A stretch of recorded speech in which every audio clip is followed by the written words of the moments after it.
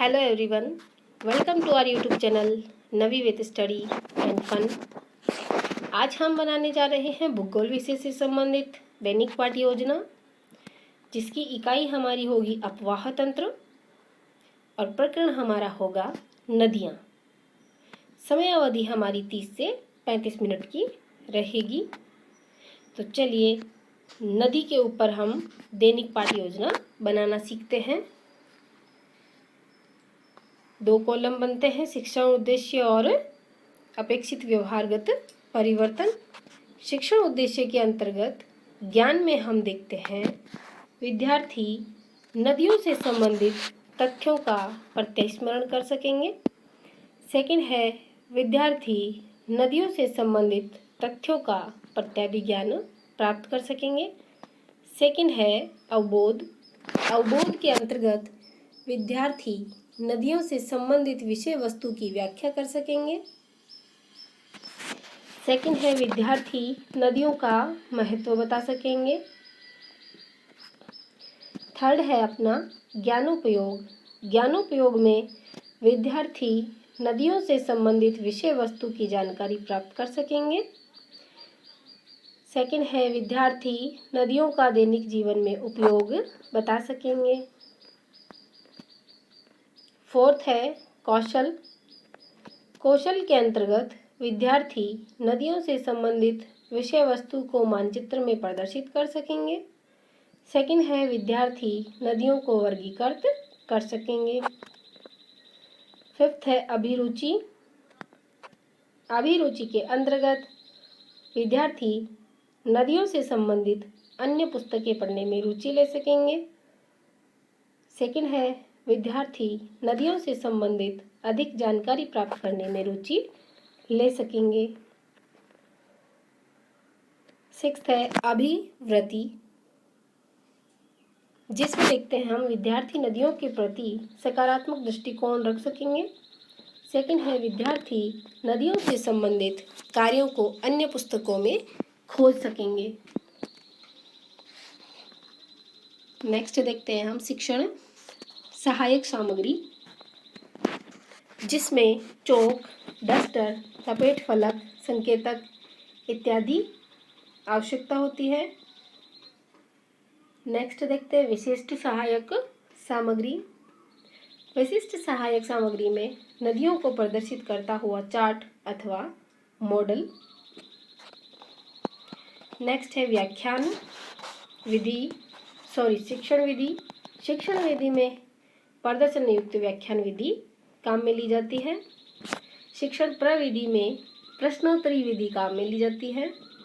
पूर्व ज्ञान में विद्यार्थी नदियों के बारे में सामान्य जानकारी रखते हैं। इसके बाद देखते हैं हम प्रस्तावना। प्रस्तावना में छात्राध्यापक क्रिया में भारत में अधिकांशतः लोग कहाँ निवास करते हैं? छात्र क्रिया में आएगा गांव में। सेकंड क्वेश्चन है गांव के लोगों का मुख्य कार्य क्या है? विद्यार्थी क्रिया में आएगा कृषि। थर्ड है कृषि की उपज बढ़ाने के लिए मुख्यतः किसकी भूमिका होती है? विद्यार्थी क्रिया में आएगा सिंचाई की। फोर्थ है सिंचाई के प्रमुख स्रोत कौन कौन से हैं? विद्यार्थी क्रिया में आएगा ट्यूबवेल, नदी, तालाब, कुएं, झीलें इत्यादि। क्योंकि हमें नदी के बारे में पढ़ना है तो हम फिफ्थ जो समस्यात्मक प्रश्न है वो नदी से संबंधित लेंगे। नदियों के बारे में आप क्या जानते हैं? विद्यार्थी क्रिया में आ जाएगा आंशिक उत्तर अथवा निरुत्तर। आप देखते हैं उद्देश्य कथन को। उद्देश्य कथन में प्रिय विद्यार्थियों, आज हम नदियों के बारे में विस्तार पूर्वक अध्ययन करेंगे। नेक्स्ट देखते हैं शिक्षण बिंदु। शिक्षण बिंदु में फर्स्ट है नदियों का परिचय, सेकंड है नदियों का महत्व और थर्ड है नदी प्रदूषण के उपाय। तो चलिए इसका प्रस्तुतिकरण देखते हैं। प्रस्तुतिकरण में फर्स्ट जो हमारा शिक्षण बिंदु है वह है नदियों का परिचय। नदियों का परिचय देखने से पहले हम इसके विकासात्मक प्रश्नों को करते हैं। फर्स्ट जो हमारा शिक्षण बिंदु है उसके विकासात्मक प्रश्नों में हमारा फर्स्ट जो हमारा क्वेश्चन है वो है, भारत की एक 12मासी नदी का नाम बताइए। विद्यार्थी क्रिया में आएगा गंगा नदी। सेकंड है, गंगा की भारत की सबसे पवित्र नदी किसे माना जाता है। विद्यार्थी क्रिया में आएगा गंगा नदी। थर्ड है, नदियों के बारे में आप क्या जानते हैं। विद्यार्थी क्रिया में आएगा आंशिक उत्तर अथवा निरुत्तर।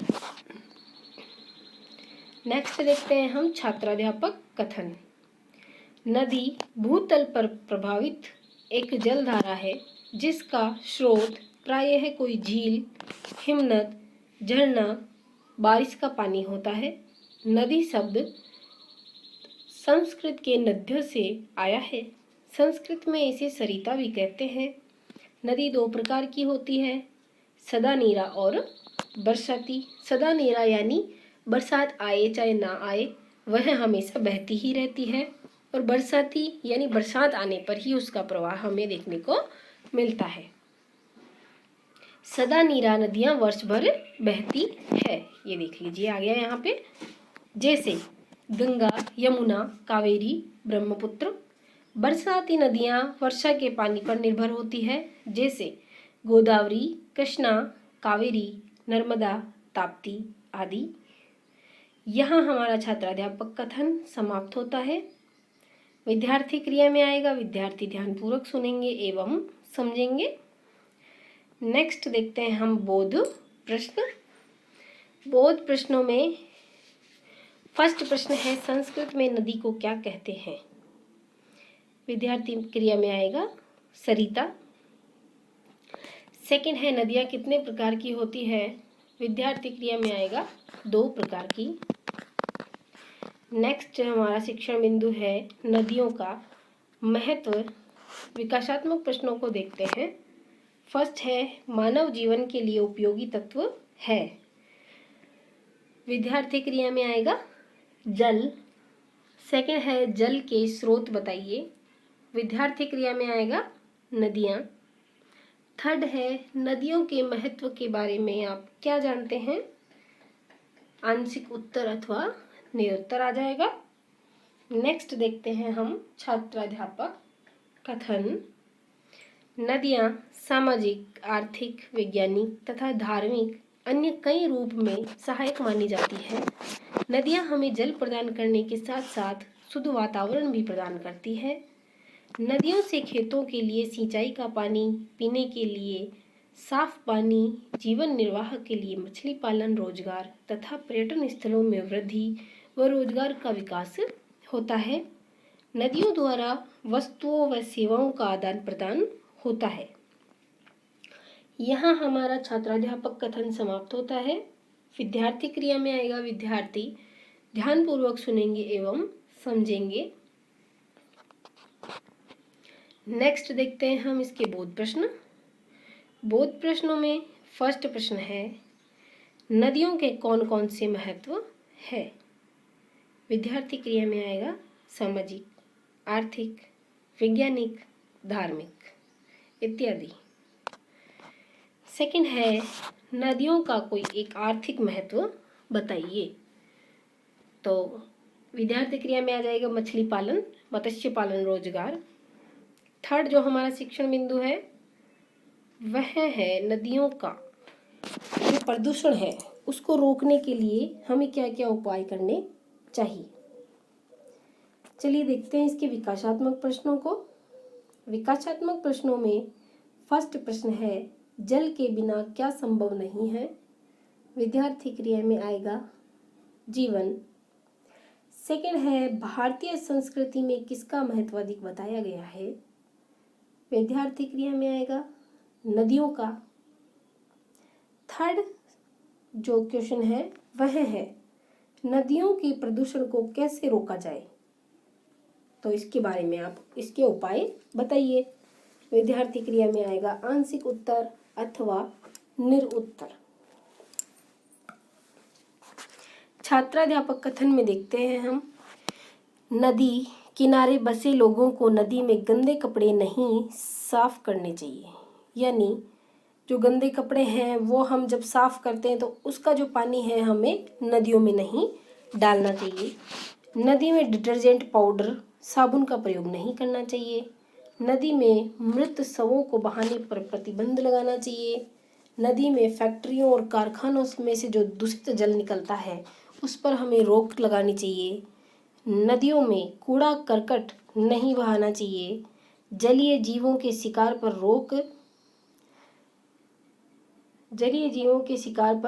रोक लगानी चाहिए। नदियों के विकास के प्रति लोगों को जागरूक करना चाहिए। ये है सभी उपाय।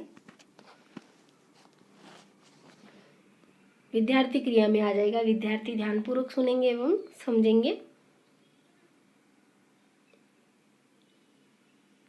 नेक्स्ट देखते हैं हम बोध प्रश्न। फर्स्ट प्रश्न है, नदी प्रदूषण को रोकने का एक उपाय बताइए। विद्यार्थी क्रिया में आएगा कूड़ा करकट डालने पर रोक। सेकंड है, नदी प्रदूषण किसे कहते हैं। विद्यार्थी क्रिया में आएगा नदियों का जल दूषित होना या नदी प्रदूषण कहलाता है। नेक्स्ट है पुनरावृत्ति प्रश्न। फर्स्ट प्रश्न है, नदियां कितने प्रकार की होती है। सेकंड है, बारहमासी और सदा नीरा नदियों में क्या अंतर है। थर्ड है, जल के स्रोत कौन कौन से हैं। फोर्थ है, नदी प्रदूषण किसे कहते हैं। अब देखते हैं अपन मूल्यांकन प्रश्नों को। मूल्यांकन प्रश्नों में वस्तुनिष्ठ प्रश्न है, भारत की पवित्र नदी कौन सी है। ए है गंगा, बी है यमुना, सी है गोदावरी और डी है ब्रह्मपुत्र नदी। नेक्स्ट है रिक्त स्थान पूर्ति प्रश्न। संस्कृत में नदी को ... कहा जाता है। नेक्स्ट है अति लघुत्रात्मक प्रश्न। दैनिक जीवन में नदियों का क्या महत्व है बताइए। नेक्स्ट है लघुत्रात्मक प्रश्न। नदी प्रदूषण को रोकने के उपाय बताइए, जो भी 2-3 आपको आते हैं। नेक्स्ट है निबंधात्मक प्रश्न या गृह कार्य प्रश्न। नदियों का दैनिक जीवन में उपयोग बताते हुए नदियां हमारे किस प्रकार काम में आती है और नदी प्रदूषण को रोकने के लिए हमें क्या क्या उपाय करने चाहिए उसके बारे में आप